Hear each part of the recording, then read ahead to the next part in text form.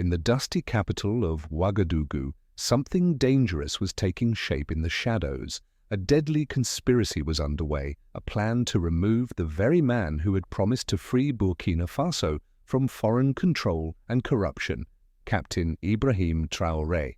Just months after rising to power, Traoré had become a symbol of hope for the youth, a leader who stood defiantly against the grip of foreign powers. He challenged the influence of France and the United States, refusing to bow or bargain.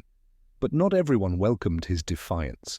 Unbeknownst to many, a secret group of soldiers had begun holding late-night meetings in the barracks.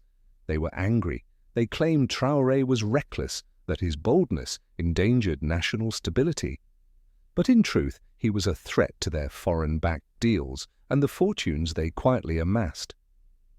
Sources whispered that these traitors had been contacted by outside agents, figures believed to have links to Western intelligence.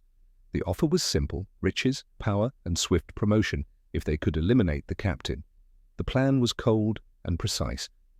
During Traoré's upcoming visit to the north, where he was set to meet his commanders, the soldiers would stage an ambush. They would blame it on terrorists, seize power, and open the doors once more to foreign influence. But here's where the story turned. What the conspirators didn't know was that Traoré had already been watching. Early in his presidency, he'd quietly built a new intelligence network. Agents loyal not to bribes, but to the soil of Burkina Faso. For weeks, these operatives had been eavesdropping on conversations, tailing meetings, tracing money trails. And as the plotters prepared their knives, the president prepared his net. The night was thick, heavy with heat, and unusually quiet in Ouagadougou. Deep within a military barracks, the conspirators gathered for the final time. Faces tight with fear, voices hushed, they went over the plan. Weapons were distributed, uniforms were ready.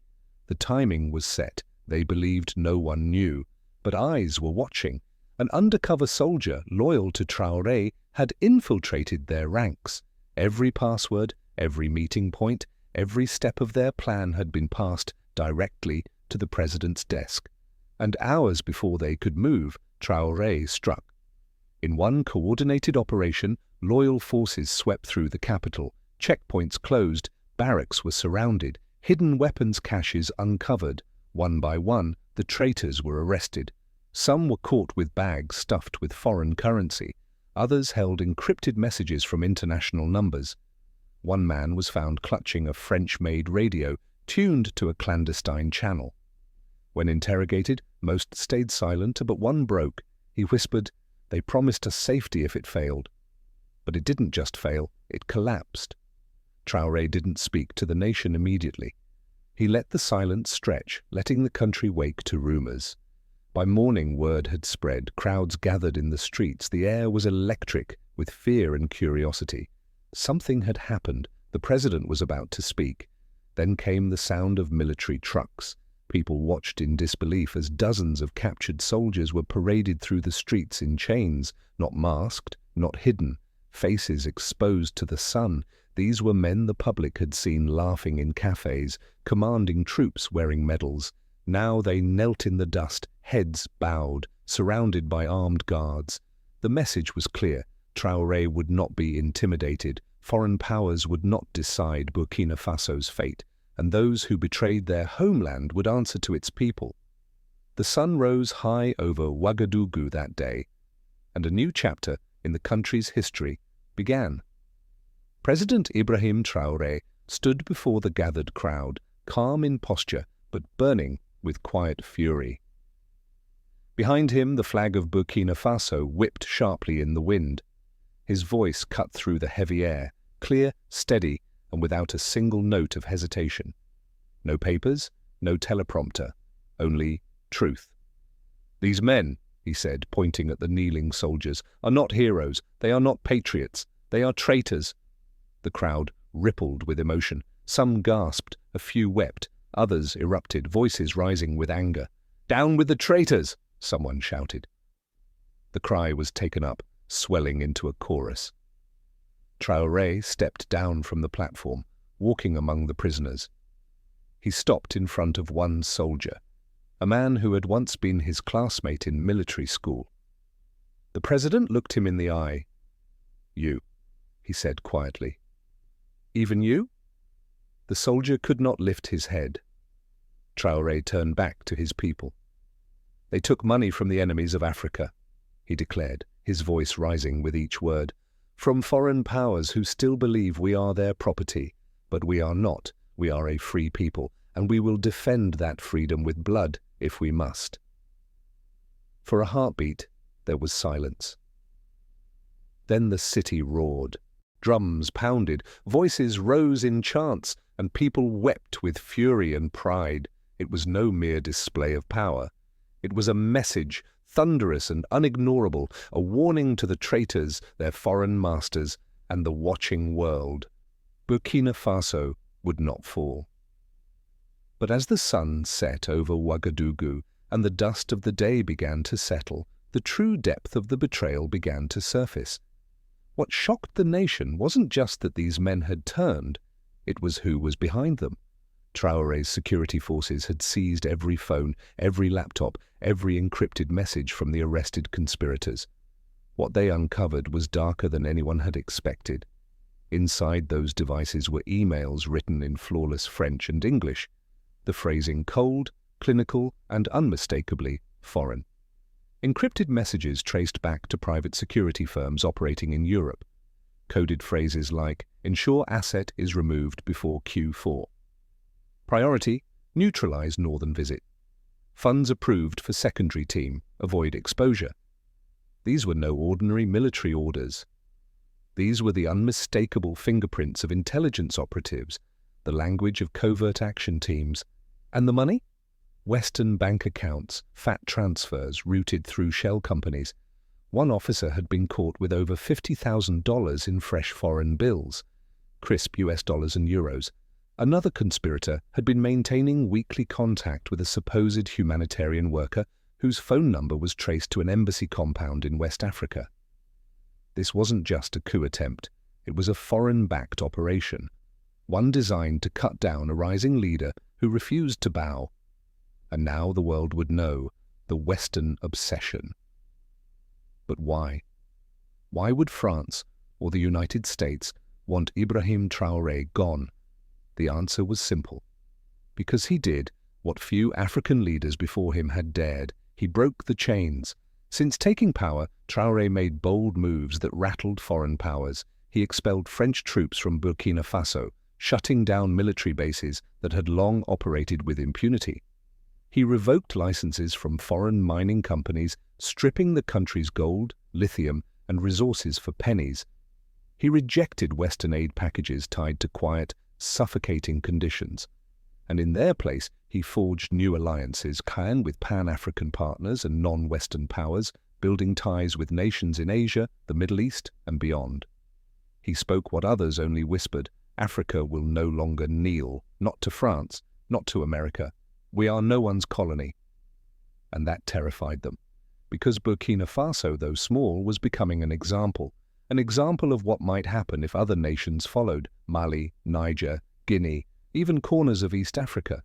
A rising tide of leaders not seizing power through violence but through vision, choosing sovereignty over silence. That's when the whispers began. Journalists received strange calls. Western news outlets started publishing stories branding Traoré a young dictator, a threat to regional stability. International NGOs warned of democracy at risk. And behind the scenes, the blueprints were drawn. The coup plot didn't hatch overnight. It was months in the making. It began with quiet visits, foreign consultants arriving under the pretext of security cooperation. Next came the military training programs, allegedly to help fight terrorism. But these weren't lessons in counterinsurgency. They were instructions on how to seize government buildings, control radio towers, disable presidential convoys, and eliminate high-value targets. Some of the captured traitors had just returned from training missions in Europe and the United States. Others were frequent guests at regional conferences in coastal African cities, where foreign diplomats met them behind closed doors. Then came the weapons, not through airports but by land routes, hidden in humanitarian convoys, guns without serial numbers, ammunition marked with foreign military codes, And finally, the money. Bribes wired to offshore accounts, promises of visas for their families if the mission failed, offers of positions in the new government. One soldier, it was later revealed, had been promised the title Minister of Defense once the dust settled. They thought Traoré would fall before he even realized what was happening, but he was watching. Patience. While the plot thickened and foreign hands moved their pieces into place, President Ibrahim Traoré remained silent. He let them whisper. He let them gather. He let the foreign spies believe Burkina Faso was asleep, a country too small, too poor, too distracted to notice the storm coming. But all along, his loyal forces were watching, gathering evidence, mapping the betrayals, following the money, building a case so ironclad it wouldn't just stop the coup, it would expose the truth. Because this wasn't just about traitorous soldiers. The real enemy wasn't hiding in the barracks. It sat in tall offices in Paris, in polished rooms in Washington, and behind diplomatic curtains in Brussels. And when the trap was finally sprung, it wasn't simply to defend a government, it was to wake a nation.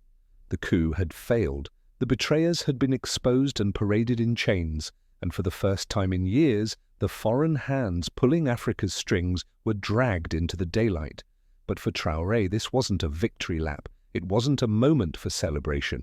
It was an awakening for Burkina Faso and for Africa itself. For 2 tense days after the parade, the president said nothing. The streets were quiet, but the air crackled with unease. Some feared a second wave. Others braced for retaliation from foreign embassies. International headlines spun their stories, painting Traoré as a paranoid strongman, a military dictator, a threat to democracy. But inside the country, something else was stirring, a fire. Young people filled the streets, waving the national flag high. Artists painted defiant murals of Traoré side by side with the face of Thomas Sankara, the revolutionary hero whose dream had once been stolen. Women sang resistance songs. Elders spoke of hope they hadn't tasted since the first days of independence. And then, on the third evening, Ibrahim Traoré finally spoke. He didn't stand behind glass or from the safety of a gilded palace balcony. He stepped onto the dusty earth in the middle of a packed crowd. No suit, no stage, no teleprompter. Just a soldier, a son of the soil, a man among his people. His voice thundered through the night. To my people of Burkina Faso, you have seen what they tried to do. You have seen how our own brothers were turned into tools by those who have always wished to own us. But we are not theirs. Not anymore. He paused. The silence was thick, every ear straining for his next words. They sent money, they sent weapons, they sent promises of visas, of power, of protection. But what they will never understand is this: Burkina Faso is not for sale. Our land is not for sale. Our blood is not for sale. The crowd exploded. 1,000 drums, 1,000 voices, a promise shouted into the night. Never again. And our future will never belong to outsiders again. The crowd roared, but President Traoré wasn't finished. His voice shifted, deeper, stronger, no longer speaking just to the people standing before him in Ouagadougou, but to an entire continent. To my brothers and sisters in Mali, in Niger, in Congo, in Sudan, in Senegal, they will come for you too. If you rise, they will try to break you. If you lift your head, they will try to cut it. They will come as agents, as preachers, as aid workers, as peacekeepers, as investors. But their goal has never changed. It is control. He raised a hand, steady and defiant. But now we see them clearly. The time of fear is over. The time of kneeling is over. This is the generation of freedom.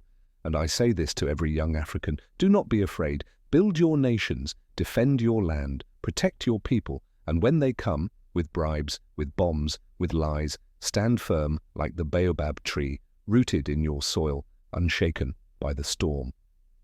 That day, Traoré's government declared a new national doctrine. Zero tolerance for foreign military bases. Immediate expulsion of NGOs caught funding unrest. Absolute control over national resources. No more foreign companies quietly stealing gold, lithium, or oil. From now on, only nations who respected Burkina Faso's sovereignty would be welcome to invest. And to reshape the minds of his people, he ordered the creation of a history booklet for every citizen, a record of colonialism, foreign meddling, and how to defend their freedom. It wasn't just political liberation, it was mental decolonization. Western governments, caught off guard and embarrassed, scrambled to respond. France denied involvement. The United States offered vague warnings about instability. Some called for sanctions, others urged restraint. But across the Sahel, something had shifted. In Mali, crowds rallied in solidarity. In Niger, the people demanded their own purge of foreign-backed traitors. In Guinea, young men and women shared clips of Traoré's speech like a badge of honor. The words spread like wildfire. Traoré was no longer just a president. He had become a symbol, a young African leader who could not be bought, could not be bowed, and who, when challenged, stood his ground and won. And as the sun set behind Ouagadougou that evening, he left the crowd with one final promise. They tried to kill me, but I survived, not because I am special, but because I walk with the people. And as long as I do, no foreign bullet, no paid traitor, no Western empire will bring me down. Long live Burkina Faso, long live a free Africa. The earth shook with applause, and so the story of a failed assassination became something far greater than survival. It became a lesson, a warning, a call to rise. From the dry winds of Ouagadougou to the crowded streets of Accra, Addis Ababa, Kinshasa, and beyond, Africa was waking up, and it would not go back to sleep.